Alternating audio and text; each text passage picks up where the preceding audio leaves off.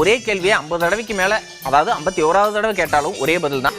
திருப்பி நீங்க கேட்ட பாருங்க ஒரே வரி. நீதி கேட்கிற பயணம் இப்ப பாட்டாளி மக்கள் யார் தலைவருக்கு சொல்ல முடியும்? யாரு மாங்கா இருக்குன்னு தெரியல, யார்கிட்ட கையில யாரு கையில மாங்கா இருக்குன்னு தெரியல. ஆட்சியில் பங்கு தருகிறோம் என ஆஃபர் கொடுக்கிறது தாவேகா. தீபாவளி பொங்கலுக்கு ஆஃபர் கொடுப்பது போல சட்டமன்ற தேர்தலுக்கு ஆஃபர் தருகிற கட்சியாக நடிகர் விஜய் அவர்களின் தலைமையிலான கட்சி உள்ளது. நான் இருக்கும் கூட்டணி தான், நான் சேரும் கூட்டணி தான் ஆட்சி அமைக்கும். இன்னைக்கான அரசியல் பிலாசபி என்னன்னா, அரசியல் கட்சி அப்படின்னா ரகசியம் இருக்கணும். அப்படி இருந்தாதான் அதுக்கு ஒரு அந்தஸ்து, அதுக்கு ஒரு மறுவாதம் இருக்கு. எல்லாத்தையும் வெளிப்படையா சொல்லக்கூடாது அப்படின்னு யார் சொல்லியிருக்காங்க தெரியுமா? அதை தெரிஞ்சுக்க ஷோவை ஃபுல்லா பாருங்க, அதுலதான் பதில் இருக்கு. வெல்கம் டு பாலிடிக்ஸ் பேசுறாங்க.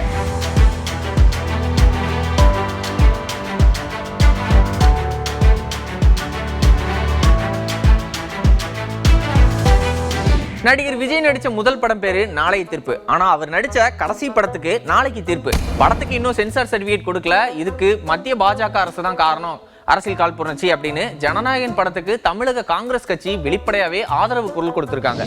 தீபாவளி பொங்கலுக்கு ஆஃபர் கொடுப்பது போல ஆட்சியில் பங்கு தருகிறோம் என ஆஃபர் கொடுக்கிறது தாவேகா அப்படின்னு விசிக தலைவர் திருமாவளவன் விமர்சனம் பண்ணியிருக்காரு.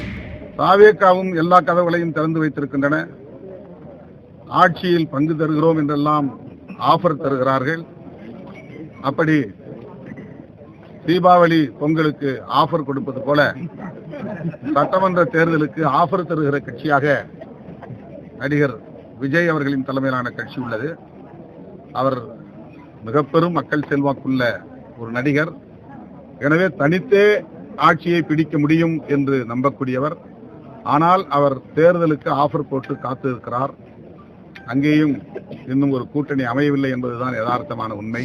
மிகப்பெரிய மக்கள் செல்வாக்கு இருக்கிற விஜய் தனித்தே போட்டியிடலாம். ஆனா அவரும் கூட்டணி நம்பி எதிர்பார்த்துட்டு இருக்காரு. ஆனா இன்னுமே அங்க கூட்டணி பெருசா ஃபைனல் ஆகல. ஆனா நல்லா இருக்கிற கூட்டணிய பலவீனமா இருக்கிற மாதிரி சொல்றீங்களே, இது நியாயமா அப்படின்னு கேட்கிறாரு. திமுக கூட்டணி பலவீனமாக இருப்பதை போன்ற ஒரு தோற்றத்தை ஏற்படுத்துகிறார்கள். அதுவும் சங் பரிவார்களின் செயல் திட்டம் தான். எல்லாவற்றையும் மீறி தமிழ்நாட்டு மக்கள் விழிப்போடு இருக்கிறார்கள். தேர்தலில் மதசார்பற்ற முற்போக்கு கூட்டணிக்கு மகத்தான வெற்றியை தருவார்கள். உட்கட்சி பிரச்சனைகள் தலைக்கு மேல தொங்கிட்டு இருந்தாலும் ஆளுங்கட்சியை பயங்கரமா அட்டாக் பண்ணிட்டு இருந்தாரு பாமக அன்புமணி அவர்கள். அதனால பாட்டாளி மக்கள் கட்சியுடைய மேங்கோ யார் கையில இருக்குதுன்னு தெரியல. இப்ப எடப்பாடி பழனிசாமி அவர்களுடைய ஏஜென்டா அன்புமணி ராமதாஸ் இருக்கார் அப்படின்னு அமைச்சர் MRK பன்னீர்செல்வம் அதி பயங்கரமா விமர்சிச்சு பேசியிருக்காரு. பொய் சொல்றதுக்கே ஒரு கட்சி இருக்கா? இப்ப நாலா பக்கம் நீங்க பொய் சொல்றாங்க. போன கம்பெனி நாடாளுமன்ற தோத்தவெல்லாம் ஒன்னா சேர்ந்துட்டு நாடாளுமன்ற தேர்தலை தோத்து போன கேஸ் எல்லாம் சேர்ந்துக்கிட்டு இப்ப தனித்தனியா இருந்துட்டு தனித்தனியா போய் நடக்கிறாங்க. நீதி கேட்கிற பயணம் இப்ப பாட்டாளி மக்கள் யார் தலைவருக்கு சொல்ல முடியும்?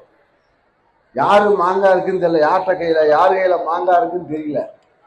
அவன் நீதி கேட்கிற பார்த்தா அவனுக்கு பார்த்தா எடப்பாடியுடைய ஏஜென்டாக, எடப்பாடிக்கு ஏஜென்ட் இங்கே அன்புமணி ராமதாஸ்.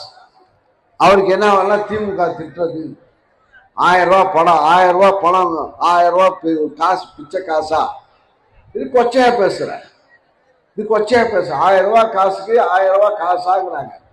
அவங்க கிட்டத்தட்ட மத்திய அமைச்சராக கிட்டத்தட்ட 4 பேர் 5 பேர். பொன்னுசாமி மத்திய அமைச்சராக இருந்தார், வேலு அமைச்சராக இருந்தார், அப்புறம் சண்முகம் ஒரு மந்திரியா இருந்தார். ஆக அன்புமணி ராமதாஸ் 5 வருஷம் இங்க அமைச்சராக பணியாற்றார். அன்புமணி ராமதாஸ் அவர்கள் 5 ஆண்டுகள் மக்கள் நல்வாழ்வுத்துறை அமைச்சராக மத்திய இருந்தார். கலைஞர் போட்ட பிச்சை. தமிழகம் வந்த உள்துறை அமைச்சர் அமித்ஷாவை நேர்ல மீட் பண்ண முடியவில்லை. அந்த டைம்ல நிறைய சுற்றுப்பயணத்துல இருந்ததால இப்ப நேரா டெல்லியில போய் மீட் பண்ணியிருக்காரு அதிமுக பொதுச் செயலாளர் எடப்பாடி பழனிசாமி அவர்கள். உள்துறை அமைச்சரை சந்திக்கும் போது அந்த கூட்டணி நிலவரங்கள் பத்தி பேசப்பட்டது. கூட்டணி நிலவரம் பத்தி எல்லாம் பேசல. நான் தான் சொல்லியிருக்கேன், தமிழ்நாட்டில் நிலவுகின்ற அரசியல் சூழலை பற்றி கேட்டார். ஏன்னா அண்மையில் அங்க புதுக்கோட்டைக்கு வந்தார், அந்த யாத்திரா நிறைவு விழாவுக்காக வந்தார். அப்போ நான் அங்கே போக முடியல. ஏன்னா எனக்கு சேலத்தில் ஒரு மீட்டிங் இருந்தது, கள்ளக்குறிச்சியில் மீட்டிங் இருந்தது. அப்போ சந்திக்கிறதா திட்டம் பண்றது 2 மீட்டிங் இருந்ததுனால நான் போய் அவர் சந்திக்க முடியல. அதனால இங்க சந்திச்சு தமிழ்நாட்டில் இருக்கின்ற அரசியல் சூழலை கேட்டது. கூட்டணியிலும் சரி கட்சியிலும் சரி ஒரே கேள்வியை 50 தடவைக்கு மேல, அதாவது 51வது தடவை கேட்டாலும் ஒரே பதில் தான். அவங்க 2 பேருக்கும் இடமில்லை அப்படின்னு சொல்லியிருக்காரு. சசிகலா அவர்கள் கட்சியில சார் திருப்பி நீங்க கேட்ட பாருங்க ஒரே வரி, நீங்க அதுக்கு இங்க இடமில்லைன்னு ஏற்கனவே இடமில்லைன்னு சொல்லியாச்சு, தெளிவுபடுத்தியாச்சு. அதை மீண்டும் அரைச்சமாவே அரைக்க வேண்டாம். இதோட 50 வரைக்கும் நான் சொல்லிட்டேன், டெல்லியிலையும் நான் சொல்லிட்டேன். நீங்க உங்களுக்கு விறுவிறுப்பான செய்தி வேணும், பத்திரிக்கை வேணுங்கிறதுக்காக சார் அதை எப்படி வெளிப்படையா சொல்ல முடியாது சார். நாங்க சேர்ந்த உடனே உங்களுக்கு தகவல் கொடுக்க போறோம். அதுல அரசியல் கட்சி என்பது ரகசியமா தான் அரசியல் கட்சிக்கு அதுக்குன்னு ஒரு அந்தஸ்து உண்டு, புரியுதுங்களா? அது பேச்சுவார்த்தை நடந்துருக்கு. ஆனா அமமுக பொதுச் செயலாளர் டிடிவி தினகரன் பத்தின கேள்விக்கு மறுப்பு எதுவுமே சொல்லல. அப்படின்னா ஒருவேளை இருக்குமோ? டிடிவி தினகரனுடைய கட்சி உங்களுடைய அதிமுக பாஜக கூட்டணியில வருமா அப்படின்னு அதாவது நான் சொல்றேன்ல, ஏசியமா சொல்வதற்கு எதுவும் இல்லை. சில கட்சிகள் எங்களோட வரும், பேச்சுவார்த்தை நடத்திட்டு இருக்காங்க, அதெல்லாம் வெளிப்படையா பேச முடியாது. ஒவ்வொன்றாக சேருகின்ற பொழுது உங்களை எல்லாம் அழைத்து நிச்சயமாக தகவல் தெரிவிக்கப்படும். இன்னும் பல கட்சிகள் அதிமுக இணைய இருக்காங்களாமா, அது வரைக்கும் வெயிட் பண்ணுங்க, அப்பதான் யார் யாருக்கு எத்தனை தொகுதிகள் எந்தெந்த தொகுதிகள் அப்படின்னு தெரியும்னு சொல்லிட்டாரு. நேற்றுக்கு பாட்டாளி மக்கள் கட்சியை சேர்ந்த அன்புமணி ராமதாசுடன் அந்த கூட்டணி முடிவடைந்தது, சீட் ஷேரிங்லாம் முடிவடைந்தது. சீட் எவ்வளவு அப்படின்றத பின்னாடி சொல்றேன்னு சொன்னீங்க. வேறையும் கட்சிகள் இந்த கூட்டணியில வரும் அப்படின்னு நேற்றுக்கு நீங்க பேசுறாங்க. எந்தெந்த கட்சிகளுடன் அது பேச்சுவார்த்தை வெளிப்படையா எதுவும் சொல்ல முடியாது. அதாவது நான் ஏற்கனவே சொன்ன மாதிரி இப்ப பாட்டாளி மக்கள் கட்சி எங்களோட இணைஞ்சிட்டாங்க. அது மாதிரி இன்னும் சில கட்சிகள் எங்களுடைய கூட்டணியில் சேரும். அப்போ நாங்க தெளிவா சொல்லுவோம். அப்போ எல்லா கட்சிகளும் ஒன்றாக சேர்ந்த பிறகுதான் இந்த சீட் எல்லாம் முழுமையான விவரத்தை அறிவிக்கப்படும். வளர்த்த கடா மார்ல பாய்ந்தது போல அப்படிங்கிற பழமொழிக்கு தகுந்த மாதிரி பாமக கட்சியில ஐயா அணி தனியா சின்னையா தனியா பிரிஞ்சிருக்காங்க. இந்த மோதல் முட்டி வெடிக்கிற நிலைமையில இருக்கும்போது சின்னையா இலை கட்சியோட கூட்டணி அப்படின்னு அறிவிச்சிட்டாரு. ஆனா என்னோட கட்சிக்கு யார் உரிமை கொண்டாடுறது, நான் அமைக்கிற கூட்டணி தான் ஆட்சி அமைக்கும் அப்படின்னு பாமக நிறுவனர் ராமதாஸ் அவர்கள் பேசியிருக்காரு. பாமக சார்பில் கூட்டணி பேசுவது நேற்று நடந்த கூத்து. கூட்டணி பேசுவது நீதிமன்ற அவமதிப்பு. இது உங்களுக்கு எல்லாம் தெரியும்.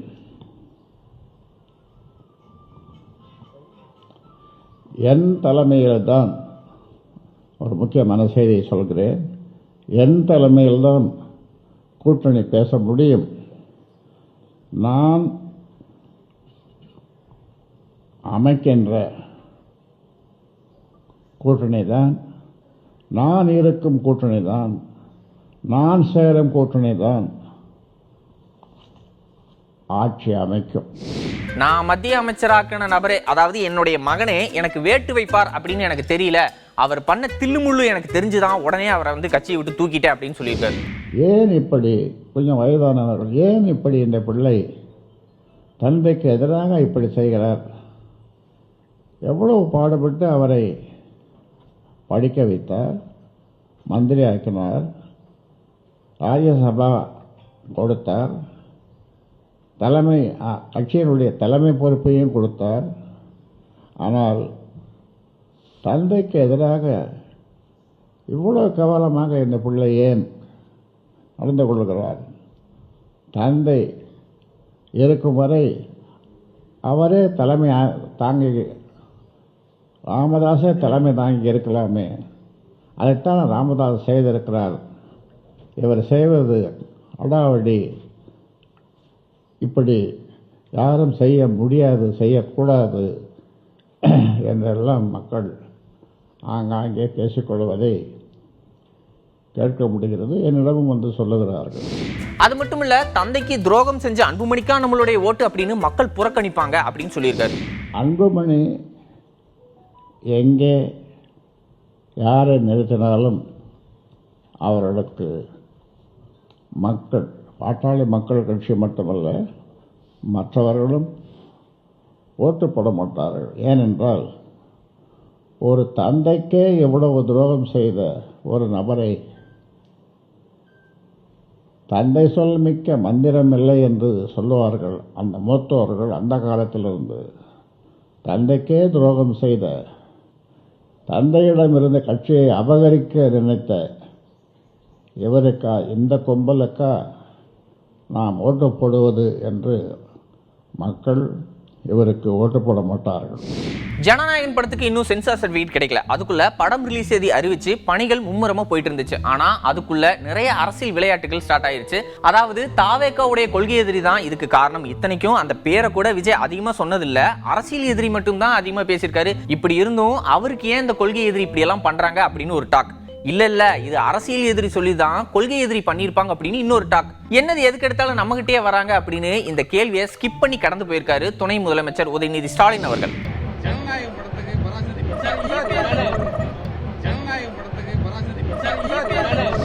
இன்னைக்கு மாதிரியே அரசியல் யாரெல்லாம் நாளைக்கும் பேசுறாங்க அப்படிங்கறத நாளைக்கு எபிசோட்ல பார்க்கலாம். அதுவரை நன்றி, வணக்கம்.